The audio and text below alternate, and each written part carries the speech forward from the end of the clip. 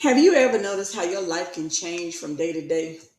How you experience different things day to day, but somehow the pain feels familiar? Different relationship, same feeling. Different job, same feeling. Different opportunity, same fear.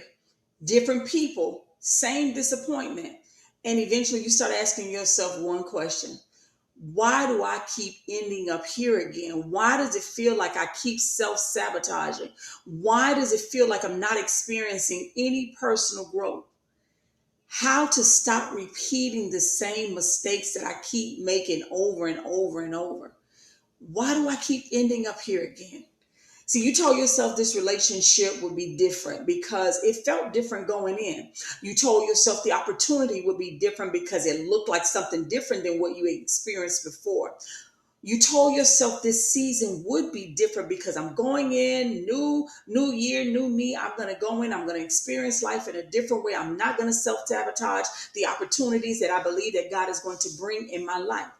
Yet somehow you keep arriving at the same emotional destination. Not because the circumstances are identical, but because the wound is.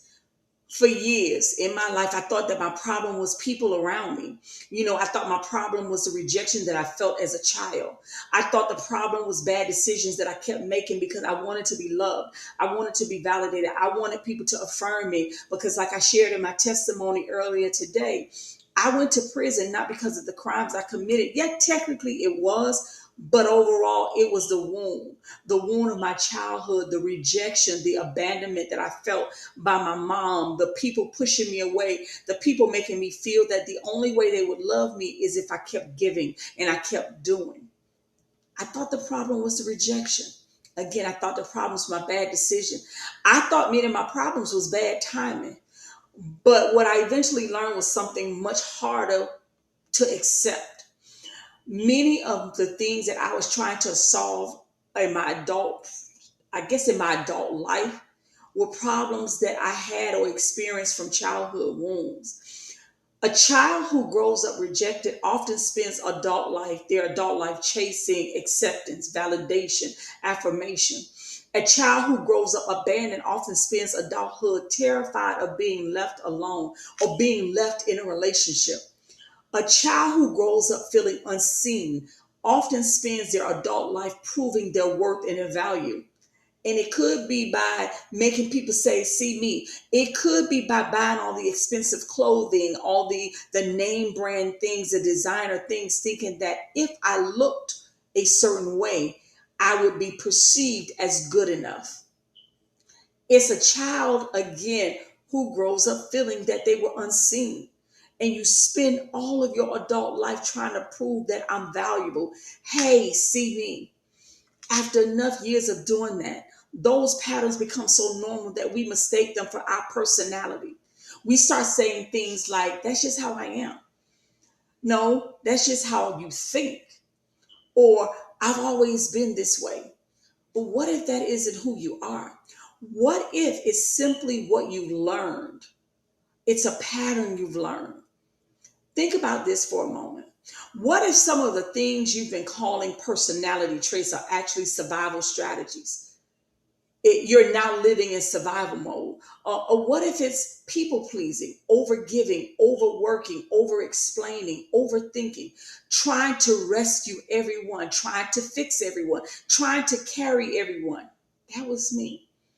Trying to carry everyone, giving, oversharing, over. I used to find myself doing that at work. They would ask me one question, and to prove that I'm good enough to be in this position, I start over explaining. How many of you see yourself in that?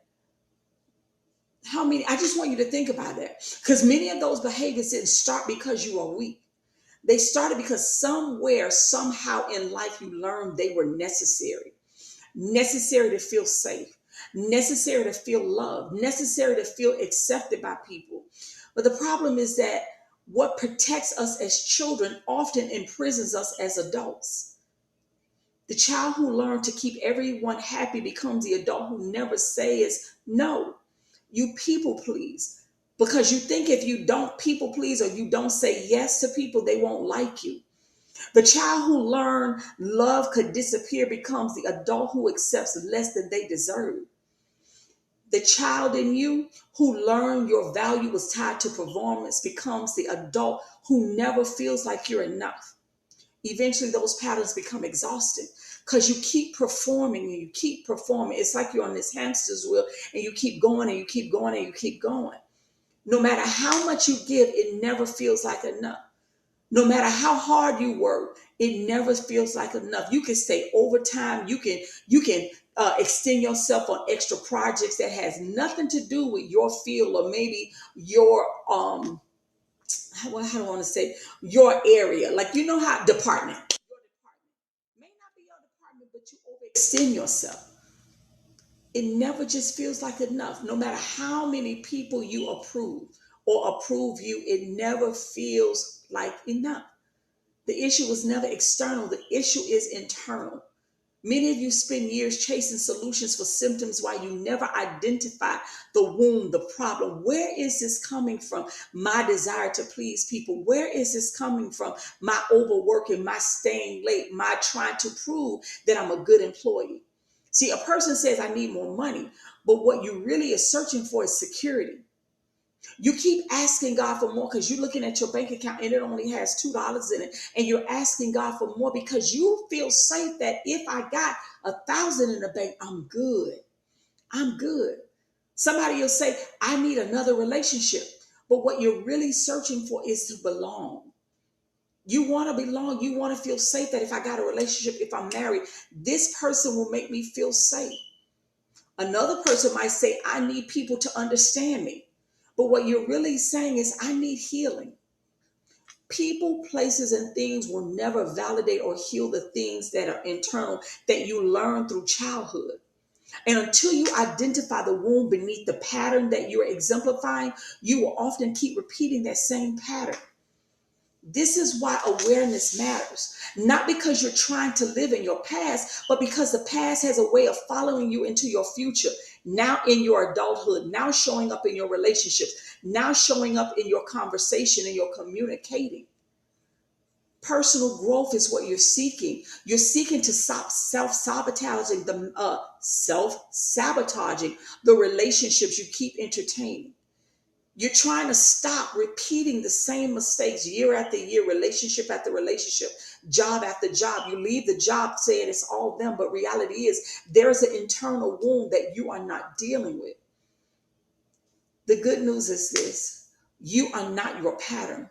The pattern is something that you learned from childhood or from previous relationships or how people communicated and dealt with you. And what was learned can be unlearned. What was wounded can heal. What was broken can be restored. And what I want you to know is that what was distorted can be renewed by God's strength, by the truth of God's word. Maybe today isn't about fixing everything, because it's not. You didn't learn it in a day. You didn't learn it in a week. It was a lifetime of learning broken patterns, broken ways of doing things. Maybe today is simply about becoming aware that, you know what, there's something inside of me that I need to deal with, because if I don't deal with it now, it's going to keep showing up in my relationships, in my friendships, in my work environments, in the business that God may be trying to give me, in the podcast that God may be trying, in the marriage. I'm asking God for marriage. I'm asking God for a new place to stay. But I am still going in this new relationship. I am still going in that new apartment or new home. Even when you get there, you can self-sabotage. Maybe today is about just asking, what's wrong with me? Okay, well, no, let me rephrase that. Today, you stop asking yourself, what is wrong with me? And you start asking yourself, what happened to me that I've never fully addressed? What is the wound that I keep trying to put a Band-Aid on, but that Band-Aid isn't healing the wound? That question changed my life, because healing often begins where honesty begins. I told you guys I've been to prison, but I also understood that that was just an outcome. It was a symptom of the internal struggles, the internal wound that I had from my childhood. Healing begins with honesty. If you've been wondering why you keep ending up here again over and over, perhaps the answer isn't in your future. Perhaps it's hidden in the womb you never allowed God to touch, or you don't want to talk about. Many of you, you're going to listen to this video and you're going to swipe away and you're going to say, oh, that ain't me. I don't have no wounds I'm dealing with. I'm okay. But if you're being honest with yourself, look at the patterns that you keep exemplifying. Look how you keep self-sabotaging those relationships. You keep moving from job to job and you're saying it's them. Maybe it's you. Once God does the healing, once you allow God to touch that wound, everything will begin to change for you in your life.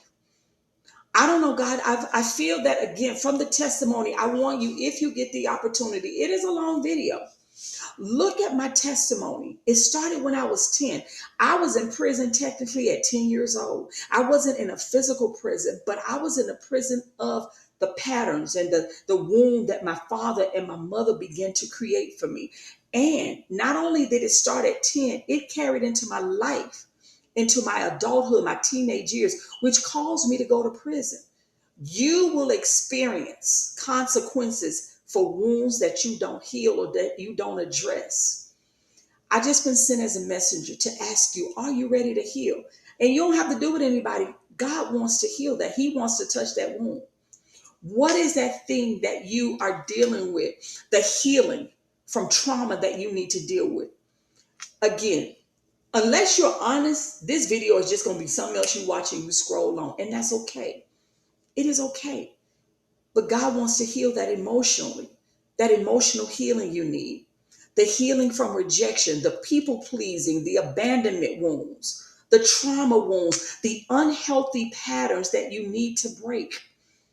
It is about faith and healing. But above all things, God wants you to heal. He loves you. He loves you.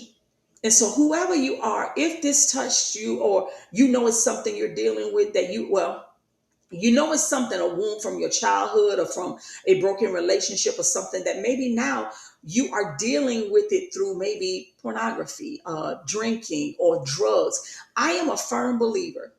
People don't just do things. There's something you are trying to numb, some kind of pain you're trying to numb, and you're numbing it with drugs and alcohol, with sex, relationships, with the Louis, with the Yves Saint Laurent, with the Range Rover, with the Bentley, with all the things, the external things that's not healing internal. So you're self-sabotaging. Why? That's how a lot of us wind up in debt, because you are trying to put on this persona of who you are, which is not who you really are. Yes, in God, you are fearfully and wonderfully made. You are more than a conqueror in Christ Jesus, but you need to break the patterns that you are now exemplifying, that you are now exuding, that other people see, you just don't see them. If this blessed you, I just want you to put in the comments, trauma healing, just trauma healing. And it's no judgment to anybody. I gave my testimony. If you get the opportunity, look at it, because you'll get to see. I've dealt with that. I understand what it feels like, people pleasing. You want to be validated. I pray that you are blessed, my sister and brother. Shalom.